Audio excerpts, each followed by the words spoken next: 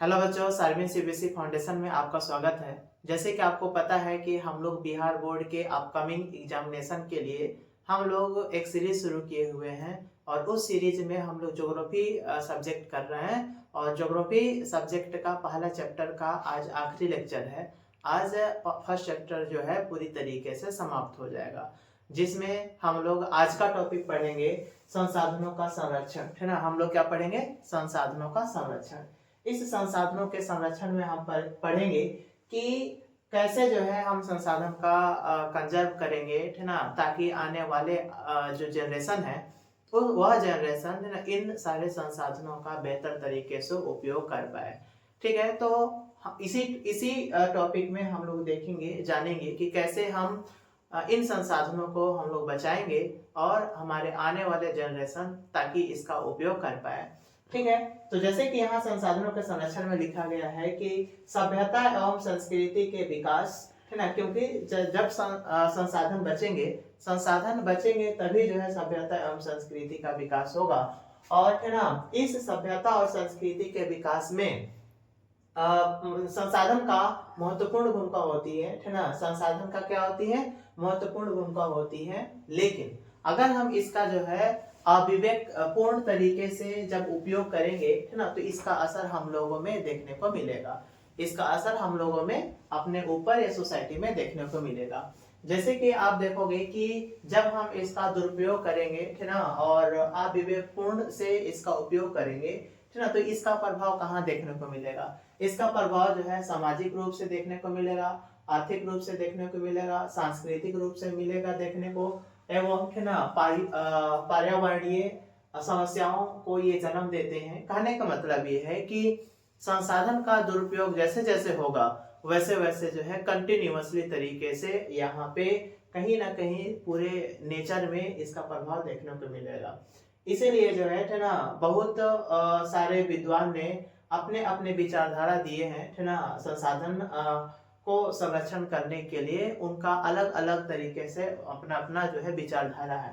जैसे कि महात्मा गांधी ने यहाँ बताया है कि हमारे पास पेट भरने के लिए बहुत कुछ है, लेकिन पेटी भरने के लिए नहीं। कहने का मतलब यह है कि हमारे नेचर में, हमारे एनवायरमेंट में बहुत सारे नेचुरल रिसोर्सेस हैं, लेकिन उस नेचुरल रिसोर्सेस को केवल हम अपनी आवश्यकताओं की पूर्ति करने के लिए अगर यूज करें ना, तो वो इनफ है। कहने का मतलब है कि वो पर्याप्त है।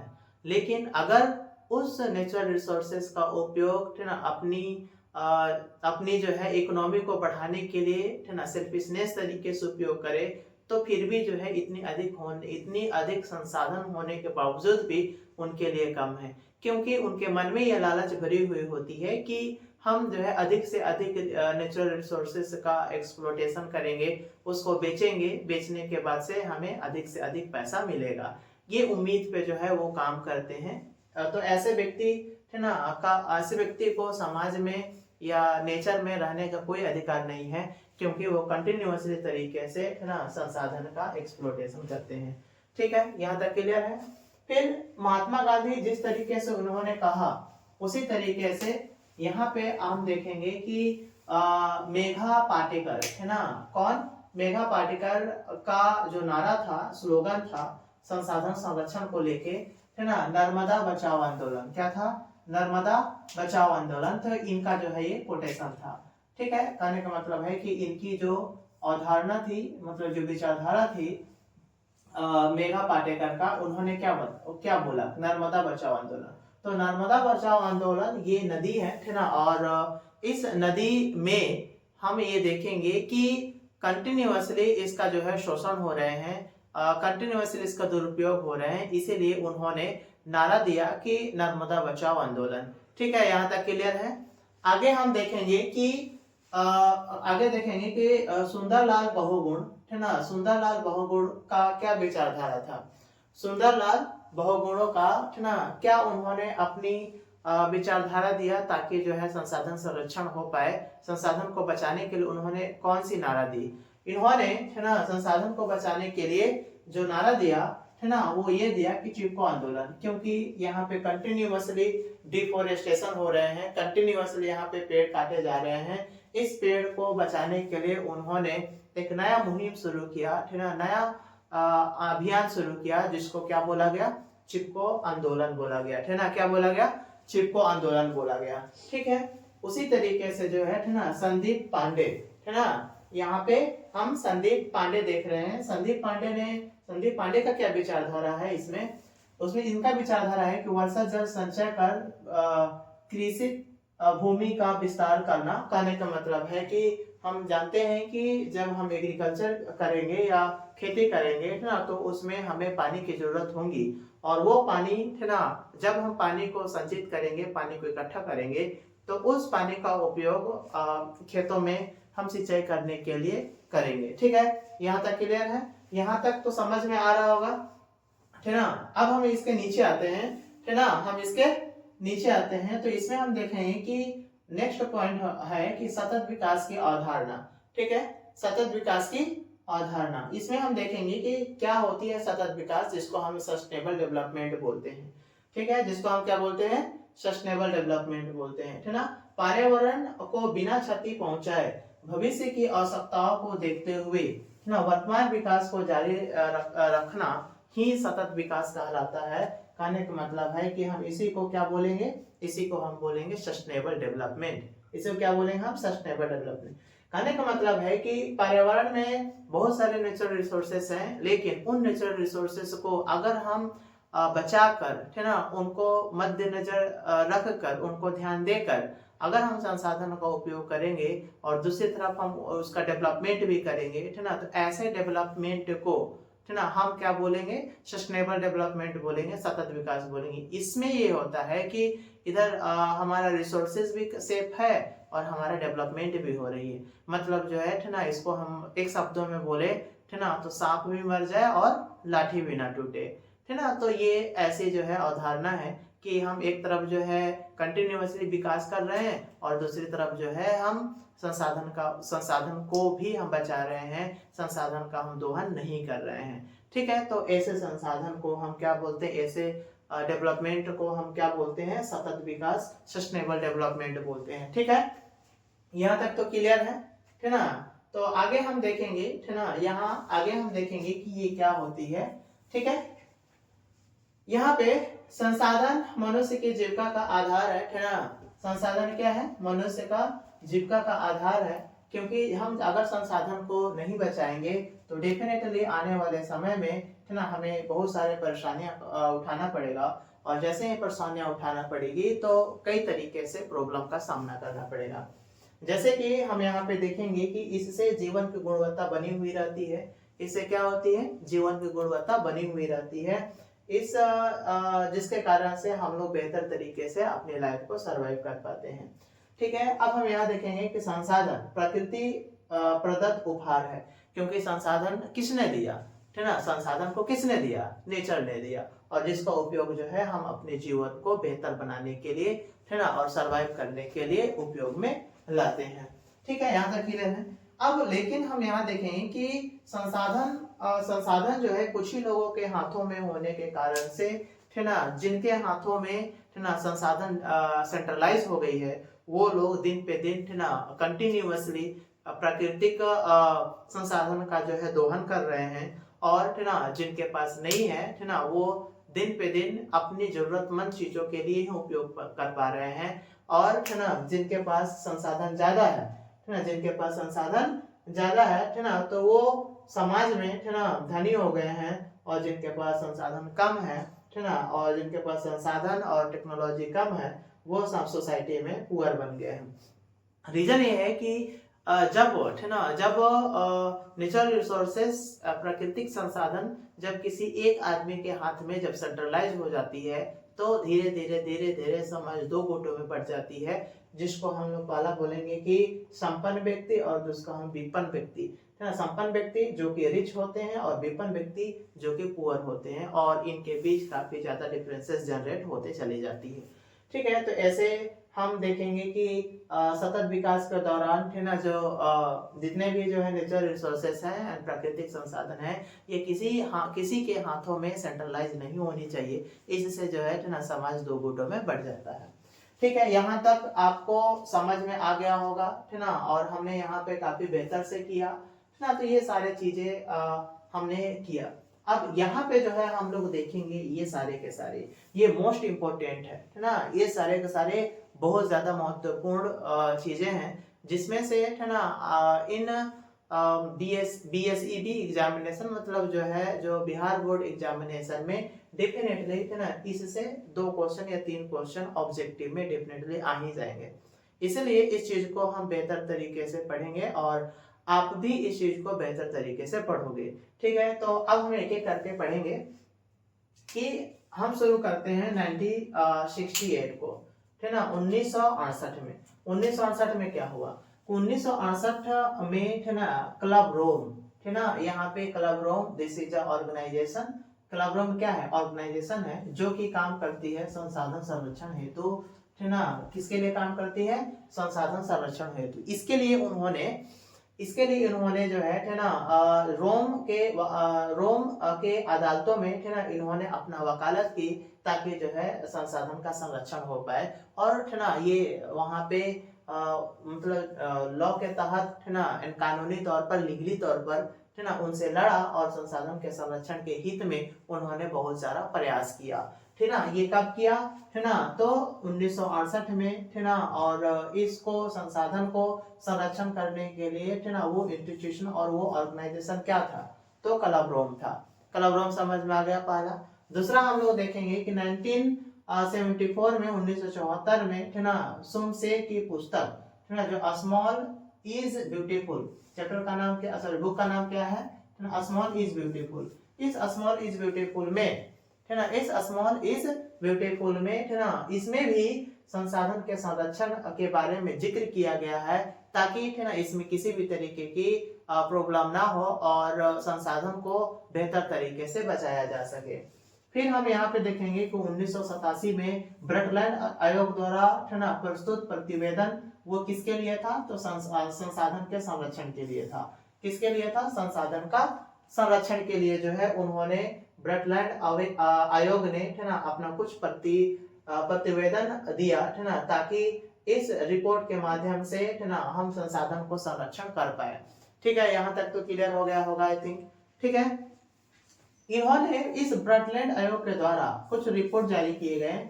इस रिपोर्ट में, है ना, आवर कॉमन फ्यूचर ये जो है डॉक्यूमेंट बनाए गए, ये बुक बनाए गए, है ना। और इस बुक में विशेषकर चर्चा किया गया है कि संसाधन को संरक्षण में कैसे लाया जाए, संसाधन को संरक्षण कैसे किया जाए, है ना, इसके बारे में इस आवर कॉमन फ्यूचर में बात की गई है। फिर हम 1992 की बात करूं तो 1992 में रियो डी जेनेरियो जो कि ब्राजील में यह मीटिंग की गई थी, और इस मीटिंग में, है ना, इस मीटिंग को पृथ्वी सम्मेलन भी बोलते हैं हम लोग। तो पृथ्वी सम्मेलन पूछे या तो आपको रियो डी जेनेरियो पूछे, है ना, तो आपको क्या जवाब देने हैं, 1992 को, मतलब 1992 को ये हुई थी। और इसमें, है ना, इसमें हम ये भी देखेंगे कि इस 1992 के दौरान, है ना, उन्होंने एजेंडा 21 को भी लॉन्च किया, है ना, कार्यक्रम 21, इंग्लिश में बोलोगे एजेंडा 21। इस एजेंडा 21 के माध्यम से, है ना, बोले कि अनसीड, है ना, अनसीड इसका फुल फॉर्म होता है हिंदी में संयुक्त पर्यावरण, है ना, और विकास। अगर मैं इसको इंग्लिश में बोलूं तो यूनाइटेड, है ना, यूनाइटेड नेशन, है ना, United nation conference environmental development, है ना, इसको इंग्लिश में फुल फॉर्म बोलोगे इसका तो क्या होगा, यूनाइटेड नेशन, है ना, कॉन्फ्रेंस इन्वायरमेंटल डेवलपमेंट, ठीक ना, ये चीजें होती हैं। ठीक, तो इस एजेंडा 21 और कार्यक्रम 21 के तहत जो है यहाँ पे विशेषकर चर्चा किया गया था, है ना, पर्यावरण के संरक्षण के लिए और जो है सस्टेनेबल डेवलपमेंट को लेकर इसमें बेहतर तरीके से चर्चा की गई थी। ठीक है, और इसके लिए उन्होंने सस्टेनेबल डेवलपमेंट के लिए बहुत सारा काम किया और उसको आगे लाने की भी उन्होंने बहुत सारे प्रयास किया। ठीक है, फिर हम आगे देखेंगे कि 1997 को, 1997 को, है ना, ये तो हमने देखा कि पृथ्वी सम्मेलन जो कि ब्राजील में प्रथम जो पृथ्वी सम्मेलन 1992 में हुआ, लेकिन है ना 1997 में है ना यहाँ पे द्वितीय पृथ्वी सम्मेलन होती है, जो कि कहाँ होती है, न्यूयॉर्क में होती है। और कब होती है, 1997 को होती है। कब होती है, 1997 को न्यूयॉर्क में द्वितीय पृथ्वी सम्मेलन होता है। अगर आपसे पूछे कि पहला पृथ्वी सम्मेलन कहाँ हुआ था, तो रियो डी जेनेरियो, जो कि कहाँ पड़ता है, ब्राजील में पड़ता है। कब हुआ, 1992 को, है ना। उसी तरीके से अगर आपसे दूसरा पूछे कि दूसरा पृथ्वी सम्मेलन कहाँ हुआ था, तो न्यूयॉर्क में हुआ था। कब हुआ था, तो 1997 को हुआ था। आपको ये जवाब देने हैं, है ना। उसके बाद से इसी 1997 के दौरान, है ना, इन्होंने क्योटो सम्मेलन को भी उन्होंने आयोजित किया। इस क्योटो सम्मेलन में विशेषकर किसके बारे में चर्चा की गई थी, ग्लोबल वार्मिंग के बारे में चर्चा की गई थी। और इस ग्लोबल वार्मिंग से कैसे बचा जाए, इसके बारे में चर्चा किया गया था, है ना। कब, तो 1997 में, है ना। और इसको ग्लोबल वार्मिंग से बचाने के लिए लगभग 159 देश भाग लिए हुए थे। कितने देश पार्टिसिपेट किए हुए थे, 159 देश जो है पार्टिसिपेट किए हुए थे। इसमें, है ना, इस ग्लोबल वार्मिंग के तहत 6 गैसों को विशेषकर जो है ना हाईलाइट किए गए थे। 6 गैसों को विशेषकर जो है यहाँ पे जोड़ दिए गए थे, उस गैसों को ना रोकने के लिए, प्रिवेंट करने के लिए, जिसमें पहला जो गैस है कार्बन डाइऑक्साइड है, दूसरा जो है गैस है मीथेन है, तीसरा है ना ब्राइट नाइट्रस ऑक्साइड है, तीसरा है HCl, है ना, हाइड्रो फ्लोरोकार्बन है ना, और पांचवा है ना फ्लोरोकार्बन है, और है ना छठा है सल्फर हेक्साक्लोराइड है। ये यहाँ पे जो 6 जो गैसेस हैं, ये 6 गैसेस काफी ज्यादा खतरनाक और काफी ज्यादा डेंजरस है। और यह गैस ना, ये गैस डायरेक्टली अफेक्ट करता है ओजोन लेयर, जिसको हम O3 नाम से बोलते हैं, जिसको डायरेक्ट किसको अफेक्ट करता है, ओजोन लेयर, ठीक है। और ये ओजोन लेयर हमारे लिए काफी ज्यादा महत्वपूर्ण होती है, जो कि एक हमारे लिए, पृथ्वी के लिए एक कवच की तरह होती है, जो कि जितने भी आने वाले, है ना, जो अल्ट्रावायलेट रे होते हैं, यूवी जो किरणें होती है ना, इनसे बचाने में वो मदद करती है। इनसे बचाने में वो क्या करती हैं, मदद करती है। तो इन 6 गैस के कारण से जब इनकी लगातार कंटिन्यूसली तरीके से जब इंक्रीज हो रही थी, तो इसका असर ओजोन लेयर पे पड़ रहे थे, और ओजोन लेयर दिन पे दिन जो है डिप्लेशन होते जा रहा था, और उसमें एक होल जैसा बन गया था, है ना। जिसके कारण से 1997 को, है ना, जब पृथ्वी न्यूयॉर्क में द्वितीय पृथ्वी सम्मेलन हुआ, तो इसी समय ग्लोबल वार्मिंग को रोकने के लिए, है ना, एक सम्मेलन आयोजित किया, जिसको क्या बोला गया, क्योटो सम्मेलन, है ना, जिसको क्या बोला गया, क्योटो सम्मेलन। इसमें लगभग 159 देश भाग लिए थे, और 6 डेंजरस, है ना, गैसेस के ऊपर जो है एक्शन लिए गए थे। यहाँ तक क्लियर है आपको, ठीक है। चलो फिर इसमें हम देखेंगे कि इन, है ना, 6 गैसों को कंट्रोल करने के लिए इन्होंने, है ना, 1987 में, है ना, इन्होंने 1987 में, है ना, मॉन्ट्रियल समझौता भी किया। कौन सा समझौता किया, मॉन्ट्रियल समझौता किया। इस मॉन्ट्रियल समझौता में इस मॉन्ट्रियल समझौता को, जो कि 1987 को हुआ, इसको हम क्या बोल सकते हैं, ग्रीन हाउस सम्मेलन भी के नाम से भी हम जान सकते हैं। इसको किस नाम से जान सकते हैं, ग्रीन हाउस सम्मेलन के नाम से भी हम इसको जान सकते हैं, कि जो कि 1987 को हुआ। कब हुआ, 1987 को हुआ, ठीक है। यहाँ तक तो समझ में आ गया। फिर आगे हम देखेंगे कि 2002 में, है ना, कब, 2002 में, इस समय जोहान्सबर्ग में, है ना, एक नया पृथ्वी सम्मेलन हुआ, जिसको हम तृतीय पृथ्वी सम्मेलन बोले, है ना, जो कि कब हुए थे, 2002 को, जो कि कब हुआ था, 2002 को, ठीक है। उसके बाद से नेक्स्ट जो है ना, हम देखेंगे कि जब तृतीय पृथ्वी सम्मेलन हुए, इसके बाद 1972 में विश्व शिखर सम्मेलन किया गया, जो कि कहाँ हुए, है ना, स्टॉकहोम में। ये जो है 1972 में जो विश्व शिखर सम्मेलन हुए, या स्टॉकहोम में हुए, इसका जो मेन कारण था, है ना, इसी शिखर सम्मेलन के कारण से, है ना, एक नया योजना निकल कर सामने आई, है ना, जिसको हम पर्यावरण संरक्षण बोलते हैं। और इस विश्व शिखर सम्मेलन को हम किस नाम से जानते हैं? इस विश्व शिखर सम्मेलन को हर साल 5 जून को है ना हम पर्यावरण दिवस मनाते हैं। और यह पर्यावरण दिवस है ना कौन सा सम्मेलन का देन है ना, तो विश्व शिखर सम्मेलन जो कि स्कॉटहोम में हुआ। और इस 1972 को होने का रीजन क्या था? पर्यावरण संरक्षण हेतु था, है ना, मतलब इसको पर्यावरण संरक्षण के लिए इसका उपयोग किए गए थे। ठीक है, तो यहाँ पे इसको एजेंडा 21 हमने इसको समझा दिया। तो इस तरीके से जो है ना हमारा चैप्टर पूरी तरीके से यहाँ कंप्लीट होता है। और है ना हम लोग यहाँ पूरी तरीके से जो फर्स्ट चैप्टर है ज्योग्राफी का बिहार बोर्ड, है ना, उसको हम बेहतर ढंग से बेहतर तरीके से हमने पढ़ा। ठीक है, तो यहाँ पे चैप्टर समाप्त होता है ना। तो यहाँ पे आपको धन्यवाद।